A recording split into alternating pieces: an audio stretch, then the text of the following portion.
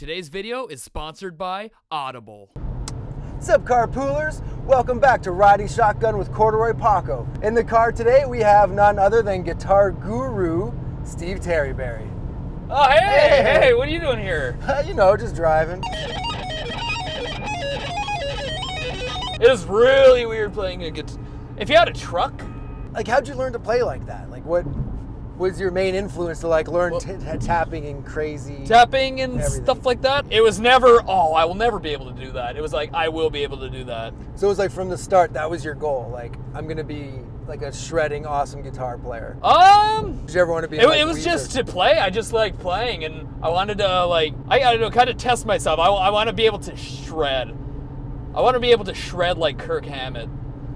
Was that it? Was he like your first? At first, yeah. Like when I first got into guitar, it was just like Offspring, Blink-182 stuff. So, but then when you start looking at getting into other bands, it's like, okay, I didn't know guitar could be played like this. I want to do it. I see. So first time you saw someone like blow your face off shredding, yeah. What did you think? And I was just like, how that is amazing. It was Kirk Hammett, and I like watched live DVDs of him playing. Like, even then, it was just minor pentatonic stuff, but he was playing so fast, and, like, I was just like, oh, I want to be able to do that.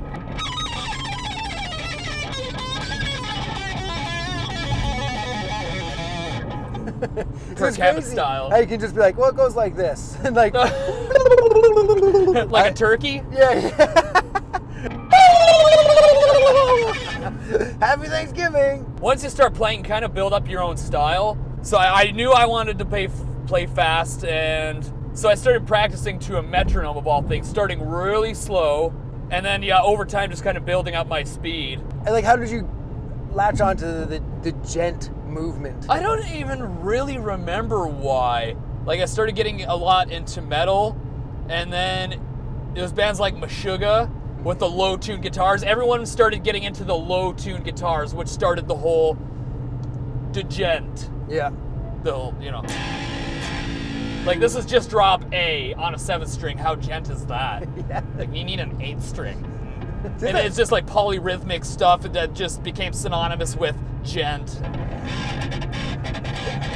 And so, like, when the 7-string guitar first came out, it was like Satriani and Steve Vai and stuff had them. But of course, they didn't utilize it in the way that metal does now. Exactly. It was probably just just to get some lower notes. Bands like Korn brought it to the mainstream. Right. They started doing the really, really low, like, Fieldy with his, like, yeah. like 9-string bass up there. Did you ever find Fieldy's bass tone is all treble? Yeah, that's... I think you had to cut through the low notes of the guitars. It's like, I'm just trebling this, man. I'm just trebling it up. All you hear is thumb on pick guard. That's all, yeah. That's all it is. Do you write your own, like, serious, just metal songs and stuff? Yeah. Every parody song I've ever done started off as a serious song, but it's the lyrics that make it a parody, right? Yeah, for sure. That's one thing that I don't understand. People won't listen to something if it's a parody, but it's like, ignore the lyrics and you've got a song. Do you ever find yourself being pulled between the two things? Like, Totally. So do I want to be like a serious guitar player? Do I want to just be like, a parody guitar player who can actually play? Yeah, because that whole thing kind of took off. But it's also like, I kind of want to get my serious stuff out there too. I feel like I'm at a point where I could get away with it. So I'm going to regardless. I don't think I will ever lose the parody stuff. But have two separate veins. Like, right, yeah, just broadening my horizons more. Yeah. You don't want to become full-on Weird Al. Right. You want to have your own shit going. And if I became full-on Weird Al, if it was working for me, then great. But who are your influences now? Like, who's your favorite band above all bands? Or is there now? One? The Cars is my favorite band ever. Okay. So I guess they're kind of 80s new wave-ish. Yeah. So, yeah, but like guitar-wise, probably still Dream Theater. I still listen to a lot of them. Is it hard for you to get into a band if like the guitar player is just like a basic dude, or does that not matter at all? Back in the day, it kind of did when I was like, oh, I only like technical guitarists. Like even Pink Floyd, I listened to a lot of them, and I didn't want to play their stuff back then because they didn't play fast. Yeah. They couldn't play. But over time, you'll learn that it's like, it's not really about the speed as much as it's playing something that people are going to remember and can feel. Yeah, it's the feel and the hook kind of that really hits people. Yeah, that's the harshest lesson. Yeah. Yeah. Well, it's true. Like, if you look like Smells Like Teen Spirit, right? Like that song grabbed the world by the throat. And it really is just bar chords and like a solo that goes over the vocal melody. Yeah, right? yeah. It did not need. It's not like if there wasn't sweep picking in there. No. It's not like if there was sweep picking, it would have been more successful. Yeah, exactly. Yeah, it came down to like the hook and the feel in it. So I guess gotta turn around now. I don't know where we are. We could probably get home going that way. Maybe not. Maybe. I don't know. Oh shit. Uh-oh. Getting lost with Stevie T and Corduroy Paco.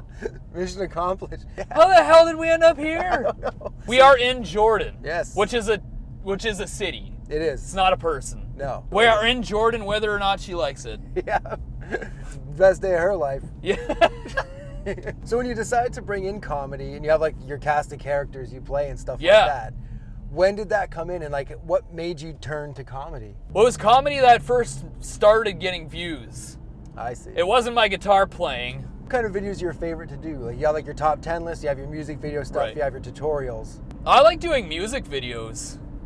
It's just fun and I like seeing the finished product, but they're not the easiest to do. When you shoot the video, do you edit it and put it out like right away, or do you sit on it for a bit? I'll kind of sit on it for a while, and yeah, or I'll just give her. What do you want to do in the future? Like what's the future of Stevie T looking like?